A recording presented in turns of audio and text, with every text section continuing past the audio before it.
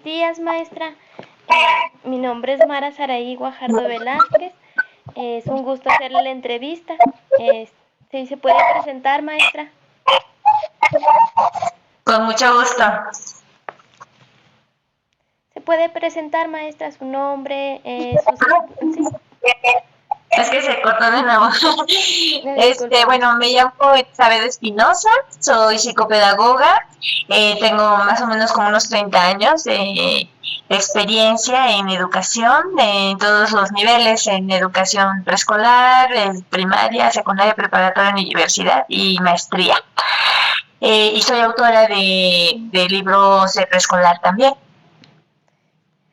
Eh, El día de hoy hablaremos sobre los fines de la educación en México, analizando si existe continuidad o cambio entre la reforma educativa del 2013, implementada durante el gobierno de Enrique Peña Nieto, y la reforma del 2019, correspondiente al gobierno de Andrés Manuel López Obrador, considerando el artículo 3. ¿Podría comentarnos cuánto tiempo lleva ejerciendo la docencia y en qué nivel educativo se desempeña, maestra? Sí, llevo más o menos unos 30 años en docencia y ahorita estoy trabajando con nivel de licenciatura y de maestría.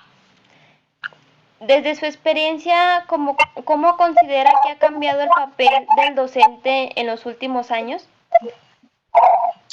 Bueno, creo que el papel del docente ha incrementado las tareas que debe de hacer. Anteriormente pues era un poco una parte administrativa bastante concreta y bueno, y pues entraba, daba clases y se iba, ¿no? Casi casi.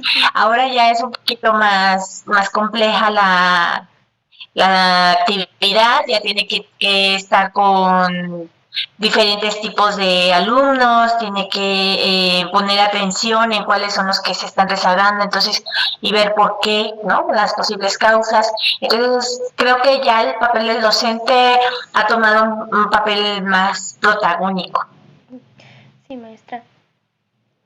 ¿Qué importancia tiene para usted el artículo 3 constitucional dentro de su práctica educativa diaria?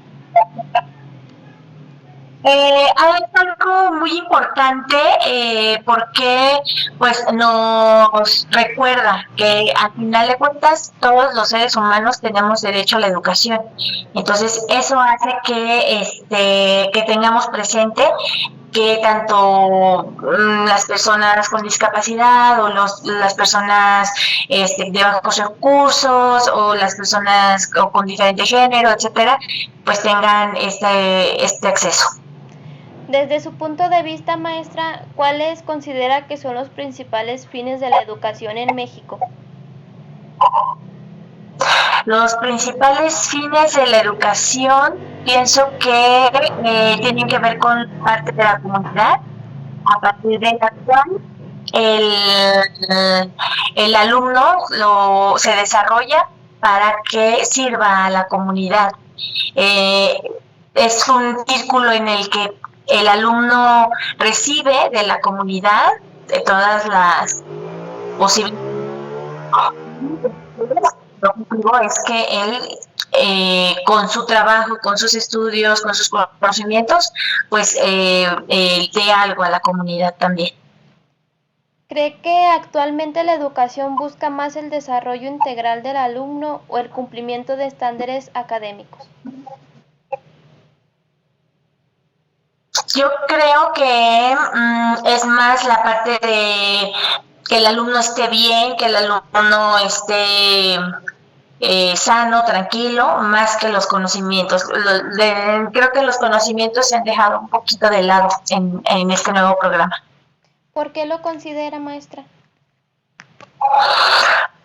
Porque se ha enfocado, que creo que tiene un sustento importante, ¿no?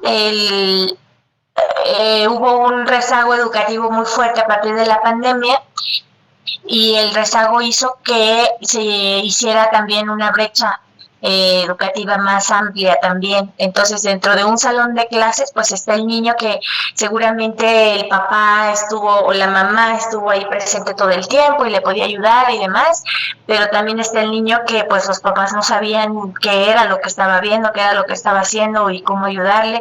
Entonces, ese se rezagó más que el otro, ¿no? Entonces hubo esa heterogeneidad mucho más visible y ahora pues el programa creo que se está enfocando más en ese sentido de las emociones, el respeto a los demás y otras cosas, más que lo que ¿Cómo se promueven valores como la inclusión, la equidad y el respeto a los derechos humanos dentro de un aula, maestra? el programa educativo eso lo maneja muy bien, siento, porque a través de los ejes eh, se van recordando siempre este tipo de valores y creo que eso hace que los profesores también se vayan incluyendo poco a poco. Es complicado porque, bueno, muchos tienen una ideología de muchos años en donde pues no están acostumbrados a incluir, pero creo que eso sí lo logra el programa educativo. ¿Considera que el sistema educativo actual responde a las necesidades reales de los estudiantes? La mitad de ellas sí. Sí, maestra. Creo que la parte de inclusión lo maneja muy bien. Me gusta mucho el que tomen en cuenta las comunidades indígenas, porque bueno, eso es México, ¿no? Al final de cuentas es el compendio o el conjunto de todas las etnias, el conjunto de todas las razas, porque bueno, también tenemos raza negra, ¿no? Y poca gente es como que lo sabe o lo tiene presente. Entonces, eso a mí me parece súper bueno, pero creo que la parte educativa sí se queda un poquito baja. Bueno, no educativa, mejor dicho, de conocimientos. Sí. ¿Qué opinión tiene sobre la reforma educativa del 2013 implementada durante el gobierno de Enrique Peña Nieto? Pues esta reforma, la verdad es que fue muy buena. Me parece que es un programa muy, muy bien estructurado, que de hecho o sea, yo, por ejemplo, que me dedico a la parte de los libros, pues tengo que investigar incluso libros que no son mexicanos, y programas que no son mexicanos, y la verdad es que estaba a ese nivel, o sea, estaba a un nivel de estudios de Francia, o sea, de Europa, por supuesto, de Estados Unidos, pues casi que le quedaba cortito, ¿no? Entonces, era un muy buen programa educativo. Gracias, maestra. ¿Cómo impactó esta reforma en su labor docente y en la evolución de su desempeño? ¿La del 2013? Sí, maestra, ¿cómo impactó en su educación? Pues la verdad es que bastante bien, porque yo no trabajaba en aula para ese momento, pero sí trabajaba con niños en tutorías y el programa me ayudaba muchísimo porque estaba muy bien estructurado, entonces ya yo sabía qué estaban viendo los niños, qué es lo que iban a ver, cómo, y entonces pues los podía preparar mucho mejor porque me podía adelantar sin miedo a decir, no, pues quién sabe si lo vayan a ver o no. Entonces era una forma de comunicación entre todos los profesores bastante eficiente. ¿Considera que dicha reforma priorizaba la calidad educativa o el control administrativo? La calidad educativa 100% sí. Desde su experiencia, ¿cuáles fueron los principales aciertos y limitaciones de esta reforma? Pues dentro de los principales aciertos fue esto que te digo del nivel educativo, del nivel de conocimientos, que era bastante bueno. Además tenía la parte pedagógica muy bien, muy bonita, porque por ejemplo de matemáticas tenía esta parte de los que no se llama, no era el libro de matemáticas, sino desafíos matemáticos, y se trabajaba por medio de juegos. Entonces a mí me encanta jugar, ¿no? Con los niños, entonces siento que es la mejor manera de enseñar, ese plan lo lograba en ese sentido. Y dentro de lo que no, pues creo que no tomaba tanto en cuenta la parte de la inclusión, como que sí, y creo que faltaba un poquito más, ¿no? Como lo hace en este nuevo programa, que sí está bastante enfocado en esa situación. Y de igual manera es un poco más fácil, ¿no? Para los niños hacerlo en juego, ¿verdad? Para ellos es más divertido, ¿verdad?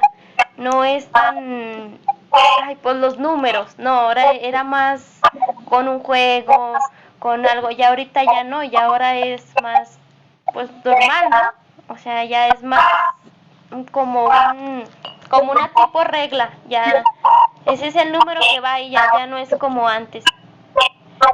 Yo Sí, exacto. recuerdo en mi primaria yo pues recortábamos, pegábamos el número y así, ya ahorita ya no, ya es muy diferente. Sí. Bueno, maestra, vamos a comenzar ahora con la reforma educativa del 2019. ¿Qué cambios percibe con la reforma educativa del 2019 y la propuesta de la nueva escuela mexicana?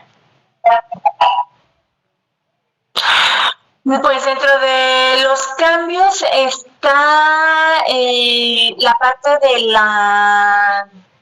eh, de las lenguas, por ejemplo. Acá incluyen muchas lenguas, pues la otomí, la náhuatl, así, ¿no? Diferentes tipos de lenguas que hacen que el alumno se involucre un poco más en la cultura. Pues es que al final es la cultura mexicana, ¿no? O sea, saber que no nada más somos los que hablamos español, sino todas las otras lenguas también son importantes. Otro cambio que no me parece que sea muy acertado es que ahora pues el plan de trabajo lo tiene que diseñar el profesor, porque va de acuerdo a las necesidades de la comunidad. Creo que es correcto digamos, en el plan, ¿no? En el papel es correcto, pero el profesor no siempre está para el trabajo, ¿no? Entonces, eso creo que habría que trabajar una idea para lograr ese. Sí, maestra. ¿Considera que esta reforma otorga mayor importancia a la exclusión y al contexto social del alumno? A la exclusión, dijiste. Bien, se la voy a repetir, maestra. ¿Considera que esta reforma otorga mayor importancia a la inclusión y al contexto social del alumno? Sí, a la inclusión, sí, creo que aporta bastante, y definitivamente también en teoría a la parte del contexto del alumno, porque se supone que bueno, el programa debe de estar diseñado, o los maestros deben de diseñar las actividades de acuerdo a las necesidades del alumno. Uh-huh. ¿Cómo ha cambiado su rol como docente con esta nueva propuesta educativa? Pues creo que sí se necesita de más preparación, porque antes pues podía ser maestra a secas, digamos, y estaba bien, pero ahora creo que tienes que, ya la profesión como profesora nada más tiene que ir ligada con la educación especial, en el que sí exista una preparación con respecto a los conocimientos de diferentes trastornos, diferentes discapacidades, porque precisamente los niños que vamos a tener en el aula y que estamos teniendo ya, pues tienen variedad de discapacidades o de trastornos, y que tenemos que conocer. Y ahora en este Ya en este siglo ya es como ya muy marcado, ¿no, maestra? El que los alumnos sufran algún trastorno, ansiedad, depresión o simplemente no puedan, ¿cómo le diré, maestra? Aprender con el oído o a veces con la vista. Exactamente. Uh-huh. ¿Qué ventajas y retos se identifica en la reforma actual, maestra? Pues dentro de las ventajas se encuentra esta flexibilidad. Creo que esa es una ventaja y un reto, ¿no? La flexibilidad que se tiene en el programa, porque pues es una ventaja si el profesor tiene conocimientos de planeación, de cómo llevar a cabo ciertas actividades con los niños, de diagnóstico, etcétera, ¿no? Pero es una desventaja precisamente si el profesor no conoce suficiente de esta parte de planeación, pues es mucho más difícil para él. ¿Para usted ha sido difícil, maestra, o ha tenido algún problema? No, la verdad es que no. Creo que siempre con la parte diagnóstica, pues parto para darme cuenta, sí, qué pasa con los alumnos, ¿no? Y eso al final permite, trabajar de acuerdo a las necesidades. Desde su perspectiva, maestra, ¿existe continuidad o un cambio real entre ambas reformas educativas? Creo que hay un cambio, pero no necesariamente una continuidad este evolutiva, ¿no? Es decir, que vaya de A a B, sino que simplemente es diferente, con ventajas y desventajas, pero no se habla prácticamente nada con el anterior. ¿Cuál de las dos reformas considera que responde mejor a los fines de la educación establecida en el artículo 3 constitucional? ¿Otra vez?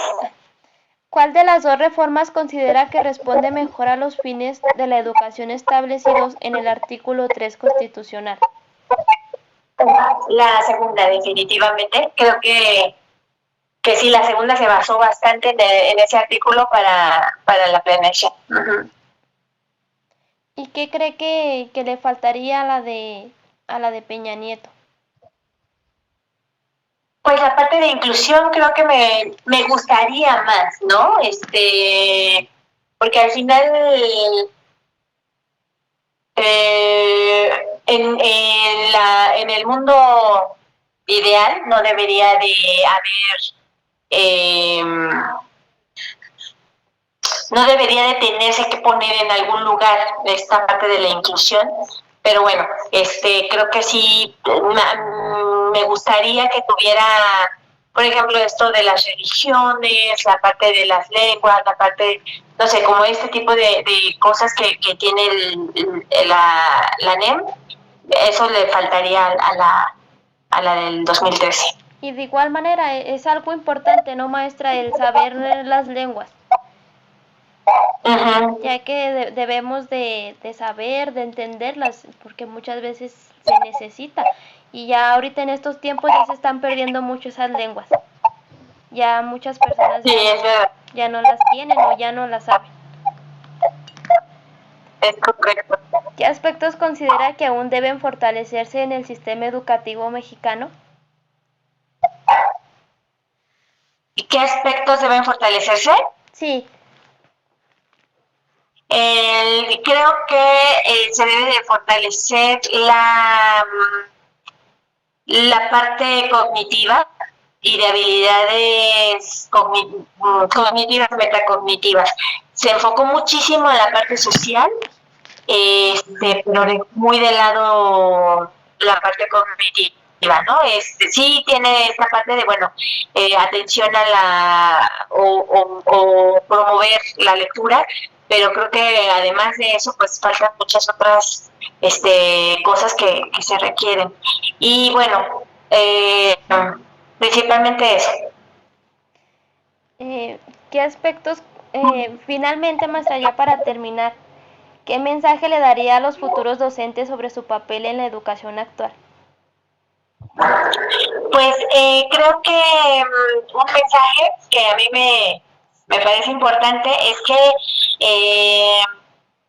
tenemos en las manos el valor más importante humano, que es el humano, ¿no? Entonces, creo que debemos de seguir siempre preparándonos, siempre actualizándonos para lograr que nuestros alumnos, no importa la discapacidad o la condición que tengan, que logren aprender, que logren ser autosuficientes, pero que además logren ser felices.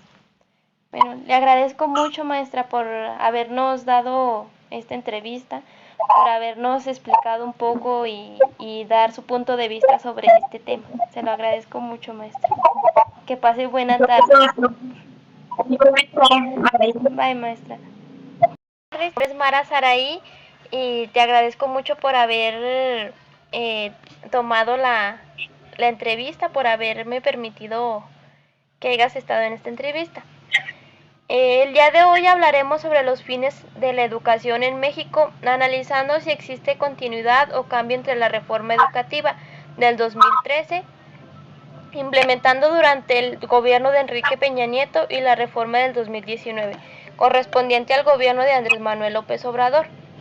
El artículo 3 constitucional garantiza una educación gratuita, inclusiva, laica y obligatoria, por lo que resulta fundamental conocer la opinión de docentes que vivan estos cambios desde su práctica diaria.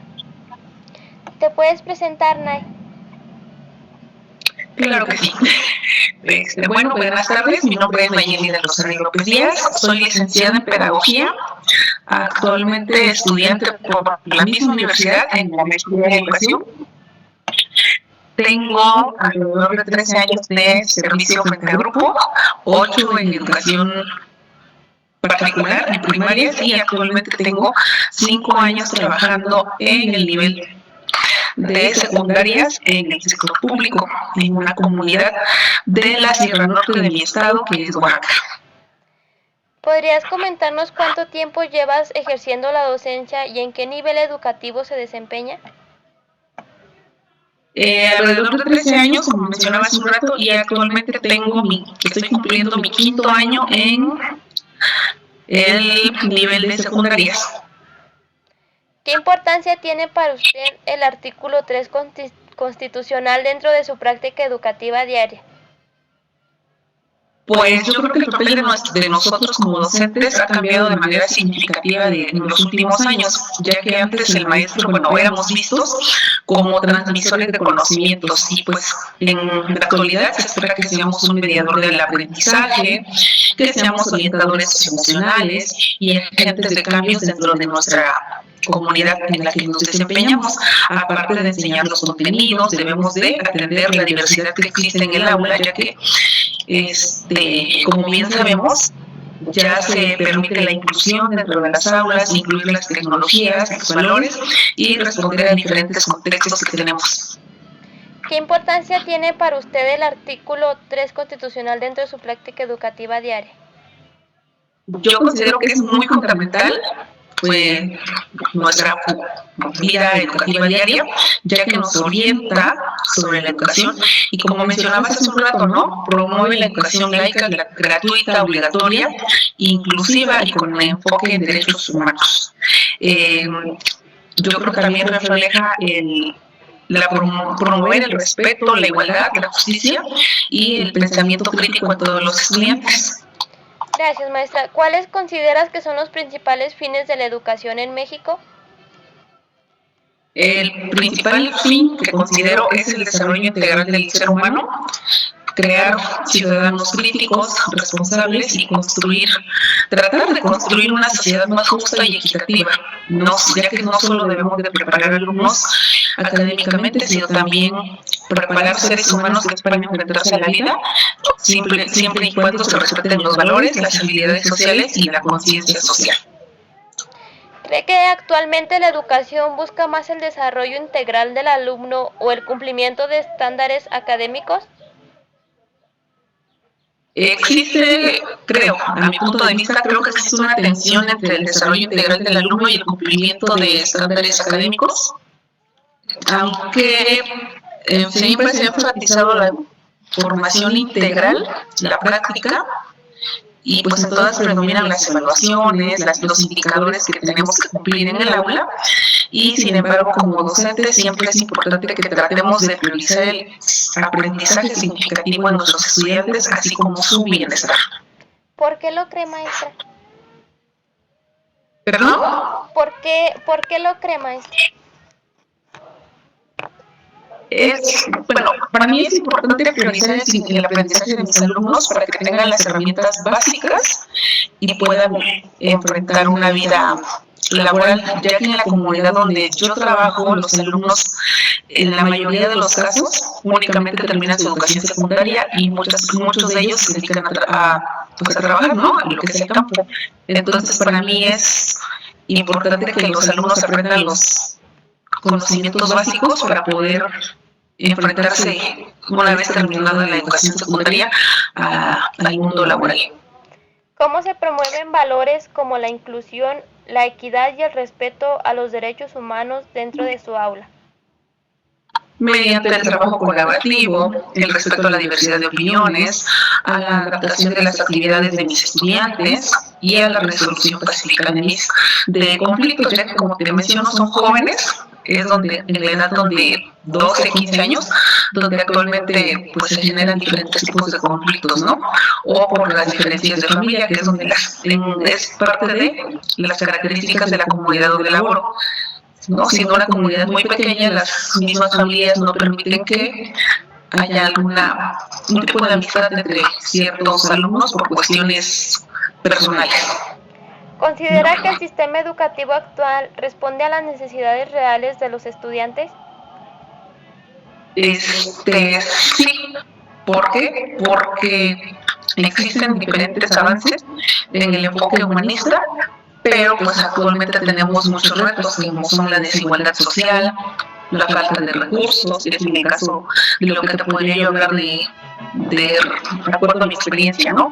La falta de recursos y pues una brecha digital, que por donde estoy no tenemos acceso a internet, como actualmente en las ciudades grandes están acostumbrados, ¿no? Que todos los alumnos de secundaria cuenten con un teléfono, internet, entonces eso es lo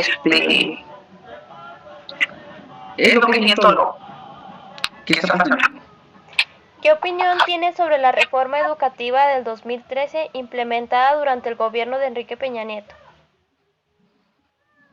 Pues yo creo que tuvo una intención clara de mejorar la calidad educativa, pero, pues sin embargo, estuvo fuertemente centrada en la evaluación del docente, es decir, en la práctica, y además de que esta reforma generó pues incertidumbre, presión, tensión entre los maestros, ya que esta evaluación se percibía como un mecanismo de control laboral que como una herramienta formativa. ¿No? O sea, nosotros nos teníamos bajo presión y nosotros lo queríamos ver como algún elemento que nos apoyara en nuestra formación. ¿Cómo impactó esta reforma en su labor docente y en la evaluación de su desempeño? Generó mucho estrés, creo que en la mayoría de los compañeros. Algunos compañeros vivieron una desmotivación por la presión que les estaba viviendo. En algunos casos muchos compañeros decidieron darse de baja. Entonces yo creo que la evaluación no siempre se consideró en el contexto real de las escuelas, ¿no? Como te decía, la reforma educativa venía a cambiar, sí, pero no se nos daba la apertura a que lo adaptáramos a nuestro contexto, a lo que realmente vivimos los maestros en las comunidades marginadas. ¿Considera que dicha reforma priorizaba la calidad educativa o el control administrativo? Yo siento que priorizaba más el control administrativo que la calidad educativa. porque algo a favor de la reforma fue poner sobre la mesa la importancia de la profesionalización docente, ya que muchos compañeros salen de la normal, de la universidad, y hasta ahí se quedan estancados. Y lo que vino a hacer esta reforma es obligarnos a actualizarnos de cierta forma, ¿no? Más a los compañeros que estaban en su zona de confort, los obligó a salir de ella. Entonces, pudiera decirte que sí, fue tal vez un acierto con respecto a la profesionalización, ya que si no hubo el acompañamiento pedagógico por parte del secretario de Educación en aquel entonces, tal vez podríamos decir que del gobierno, ¿no? Desde su experiencia, ¿cuáles fueron los principales aciertos y limitaciones de esta reforma? Pues un acierto te podría decir que fue el enfoque humanista e inclusivo, ya que a partir de esa reforma se trata de incluir más a los alumnos en las escuelas, se están haciendo las adecuaciones pertinentes en las escuelas, ¿no? Rampas, los barandales, los señalamientos para las personas con alguna discapacidad visual. Entonces, es importante que aceptar que esta reforma vino a aperturar los nuevos panoramas para integrar a personas con diversidad cultural, social, incluso regional del país, ¿no? Ya que hay muchas familias que por cuestiones de trabajo pues tienden a migrar. Entonces es necesario hablarles a los estudiantes sobre la forma correcta de aceptar, de incluir a las personas que no son de su comunidad, ¿no? Sí, maestra. Ahora, maestra, le haré preguntas sobre la nueva escuela mexicana. ¿Qué cambios percibe en la reforma educativa del 2019 y la propuesta de la nueva escuela mexicana? Pues lo que te decía hace un rato, el enfoque humanista y el inclusivo. Es lo que lo vendría relacionando. ¿Cómo ha cambiado su rol como docente con esta nueva propuesta educativa? Pues convirtiéndonos en facilitadores del aprendizaje, ¿no? Con mayor énfasis en proyectos, en trabajo colaborativo y pues en formación de valores. ¿Qué ventajas y retos identifica en la reforma actual? Pues dentro de los retos se podría decir que sería la necesidad de mayor capacitación docente, tener una claridad en los programas y pues mejores condiciones materiales para su implementación. Como te lo comentaba hace un rato, el gobierno nos da las reformas, lo que ellos quieren que trabajemos, pero no nos enseñan o no viene estipulado dentro de la reforma cómo lo podemos adaptar los maestros a nuestro contexto, con las limitaciones que tenemos dentro de las comunidades.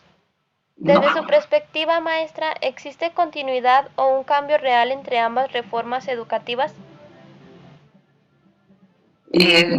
Pues se sigue observando el interés por mejorar la calidad educativa con el gobierno en el que estamos actualmente, pero siento que el cambio real se encuentra en el enfoque. La reforma del gobierno del presidente Peña Nieto se basó más en lo administrativo, mientras que la última reforma del 2019 se basa más en lo pedagógico y en lo social. ¿Cuál de las dos reformas considera que responde mejor a los fines de la educación establecidos en el artículo 3 constitucional? Creo que la nueva escuela mexicana, porque pone al estudiante y a la comunidad en el centro del proceso educativo.